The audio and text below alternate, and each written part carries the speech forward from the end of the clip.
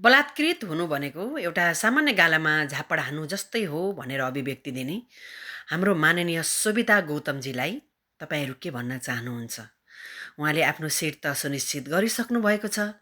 भोलि उहाँको शपथ ग्रहण सँगसँगै उहाँले कानुन मन्त्रालय सम्हाल्नुपर्ने अभिभारा आयो र कानुन संशोधन गर्नुपर्ने अभिभारा उहाँमाथि आयो भने उहाँले कस्तो किसिमको कानुन बनाउनु होला अथवा कस्तो किसिमको कानुन चाहिँ संशोधन गर्नुहोला? के लाग्छ तपाईँहरूलाई? के साँच्चीकै रासोपाको सरकारले नेपालमा फाँसीको सजाय ल्याउला त? सम्भव छ यो कुराहरू? यिनै विषयमा थोरै चर्चा गरौँला आज। नेपालमा कैयौँ नाबालिका होइन, कैयौँ नाबालिकाहरू चाहिँ बलात्कृत भएर आफ्नो अकालमा ज्यान गुमाइसकेका छन्।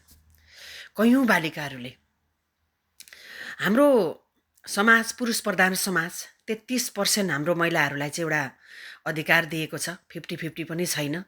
अब रासोपाको सरकारले 50-50 गर्यो भने थाहा छैन होइन। तर एउटा महिला जब बलात्कृत हुन्छन्, एउटा महिलाहरूलाई दासी प्रथा अथवा दासी सोच्ने प्रथा नेपालमा यथावत छ र यो जडको रूपमा छ र यो निरन्तर चलि नै रहन्छ। जहाँसम्म लाग्छ मलाई यो निरन्तर चलि नै रहन्छ। जब एउटा नाबालिका बलात्कृत हुन्छ, उसले ज्यान गुमाउँछ अकालमा, त्यस पछाडि त्यो पीडितका तस्बिरहरू, त्यो पीडितका चाहिँ नाम, त्यसका फोटोहरू, भिडियोहरू हरेक चोकमा टाँसिन्छन्, पर्खालमा टाँसिन्छन्, सिनेमा हलका पोस्टर जस्तो। बुझ्नुभयो नि? सिनेमा हलका पोस्टर जस्तो सामाजिक सञ्जालका भित्तामा टाँसिन्छन्, हरेक भित्तामा टाँसिन्छन्। तर जसले बलात्कार गरेर मार्यो, जो त्यो बलात्कार गरेर मार्ने एउटा अपराधी छ होइन, बलात्कारी छ, त्यसले विदेशमा हुन्थ्यो भने फाँसीको सजाय उहिल्यै पाइसक्थ्यो। तर हाम्रो देशमा वारे वाह मेरो देशमा हाम्रो देशमा त्यसको नाम, त्यसको अनुहार सार्वजनिक गर्ने समेत कानुन छैन। याद गर्नुभएको छ तपाईँहरूले? त्यसको अनुहार समेत जनताले देख्न पाउँदैनन्। त्यो बलात्कारी कस्तो थियो भनेर हेर्न समेत पाउँदैनन्। त्यसलाई ल्याएर भोटे कुकुरको ग्याङमा छोडिदिनु पर्ने, एउटा बाघको चाहिँ तपाईँको त्यो खोरभित्र हालिदिन पर्ने, त्यसको चाहिँ छिद्रा पारेर त्यसलाई लुसेर खाँदाखेरि त्यसलाई कस्तो हुन्थ्यो, त्यसलाई फिलिङ आउन पर्ने, त्यस्तो किसिमको कानुन नेपालमा बन्न पर्ने अथवा फाँसीको सजाय हुन पर्ने। फाँसी भनौँ भने त मरिहाल्छ, सकिहाल्छ, त्यो सिद्धिन्छ, त्यसले केही थाहै पाउँदैन। त्यसलाई चाहिँ बाघको खोरमा लगेर त्यसलाई चिथोरेर नङरेर त्यसलाई चाहिँ 50वटा टोक्ने कुकुरको बिचमा लगेर हालिदिन पर्ने। त्यस पछाडि थाहा हुन्छ कि त्यसलाई बलात्कार भनेको के रहेछ भनेर। साथीहरू, कहिलेसम्म बाँचिरहन्छन् हाम्रा चेलीबेटीहरू चाहिँ बलात्कारीको चपेटामा? बलात्कारीको पन्जाभित्र कहिलेसम्म पर्छन् हाम्रा छोरी चेलीहरू, हाम्रा नारीहरू, हाम्रा दिदीबहिनीहरू, हाम्रा आमाहरू? कहिले आउँछ देशमा फाँसीको कानुन? भन्नुहोस् त। कति नाबालिकाहरू मरेका छन् हेर्नुहोस् त। ती होनाहार बहिनीहरू, होनाहार बालिकाहरू, छोरीहरू आज देशका कर्णधार युवाहरू बनेर देश चलाउने ती नारीहरू। सोभिता गौतमको यस्तो अभिव्यक्तिले जहाँसम्म चित्त दुखेको छ, तर यिनै नारीले जितेर आउँदाखेरि कता चिसोपन्ची पसेको छ मुटुमा होइन। हाम्रा समाजमा यस्ता नारीहरूले देश चलाउँदैछन् कि जहाँ बलात्कार भनेको गालामा थप्पड हाने जस्तो हो भन्दैछन्। के भन्नुहुन्छ तपाईँहरू? के भन्नुहुन्छ? नारीलाई कहिलेसम्म दासी बनाउने? कहिलेसम्म दासी बनाउँछस् पुरुष नारीलाई?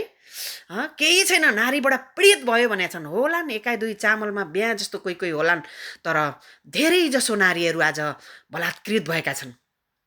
तपाईँहरूले कहीँ कतै सुन्नुभएको छ आजसम्म कुनै पनि पुरुष बलात्कृत भयो भनेर? काहीँ सुन्नु भएको छ?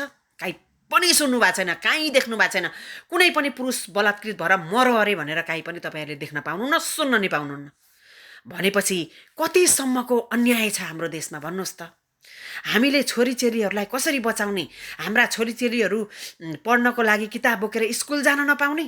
हाम्रा छोरीचेलीहरू घाँस काट्न, दाउरा बोक्न चाहिँ जङ्गल जान नपाउने? त्यस बलात्कारीको शिकार बन्नुपर्ने हाम्रा छोरीचेलीहरू कसरी जोगाउने? हाम्रा छोरीचेलीहरूलाई हाम्रा छोरीचेलीहरू कुनै ठाउँमा बजार एक्लै जान नपाउने? हाम्रा छोरीचेलीहरू स्वतन्त्र भएर बाँच्न नपाउने, खुलेर कुनै पनि ठाउँमा हिँड्न नपाउने? यो कस्तो किसिमको कानुन हो मेरो देशमा? कुनै पुरुषहरूले ल्याएका छन्, 1 महिना बिहे भएको 1 महिना पनि नभई छोडेका छन्। यस्ता घटनाहरू यत्र तत्र सर्वत्र छन्। के मैला थाङ्नु हो तपाईँले जे सोच्यो त्यही गर्नलाई? मैला को हो तपाईँको? तपाईँको टालो हो, जता तपाईँको घाउ लाग्छ त्यतै टाल्न मिल्ने? गुडिया हो जता नचाहे त्यतै नाच्नु पर्ने? अनि घर सम्हालेर तपाईँको प्रपर्टी सम्हालेर तपाईँका सासू ससुरा नन्द आमाजु घरका परिवार सम्हालेर बस्दिनु पर्ने तपाईँले स्वतन्त्रता हनन गर्ने तपाईँको त्यो हो नारी? त्यो हो खेलौना हो नारी? यतिसम्म अन्याय गर्नुहुन्छ एउटा नारीलाई। अर्काको छोरीचेली बिहे गरेर ल्याउनुहुन्छ, त्यस पछाडि सोच्नुहुन्छ तपाईँहरू सम्पत्ति खान आई भनेर सोच्नुहुन्छ। होइन, सम्पत्ति खान आएको छोरीले कमाएको उसका बाबुआमालाई दिन सक्नुपर्छ। कुनै त्यो माइतीले जन्माएर हुर्काइसकेपछि त्यत्रो भएर पढाएर बढाएर त्यत्रो संस्कार सिकाएर एउटा अर्काको घरमा दिँदा त्यो बेदान गर्दा कति खर्च लाग्छ त्यो माइतीको? त्यो कसले बेहोर्छ?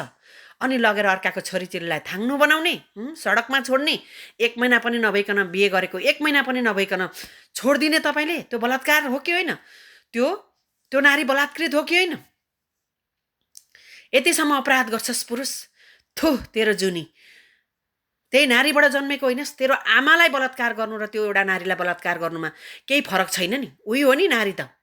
तर तैँले कहिले सोचिस् यो नारी मेरी आमा समान हो भनेर? कहिले पनि सोच्न सकिनस् पुरुष। तँभित्र यतिसम्म अहमता छ, यतिसम्म अज्ञानता छ, यतिसम्म आक्रोश छ, यतिसम्म घमण्ड छ कि म भन्दा ठुलो कोही पनि छैन भन्ने छ। तर जसरी पनि तैँले नि मर्नुपर्छ, एउटा नारीले नि मर्नुपर्छ। इज्जत गर्न सक्दैनस् नारीलाई भने किन विवाह गर्नु? किन छोरीचेली जन्माउनु? किन चाहियो तँलाई श्रीमती? किन चाहियो तँलाई आमा? किन चाहियो तँलाई चाहिँ श्रीमती? लाज शरम पचेका अपराधीहरू, जो बलात्कारी छ, जो अपराधी छ, त्यो अपराधीलाई सडकमा ल्याएर जनताको सामु छोड्दे कि 50वटा भोटे कुकुरको सामु छोड्दे कि सिंहको सामु छोड्दे, बाघको सामु छोड्दे?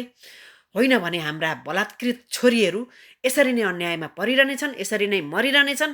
होइन भनेदेखि हाम्रा छोरीचेलीहरू मात्र होइन, भोलिका दिनमा हाम्रा घरका बाख्राहरू, भैँसीहरू, गाईहरू, कुकुरहरू सबै बलात्कृत हुने दिन आइरहेको छ नेपालमा।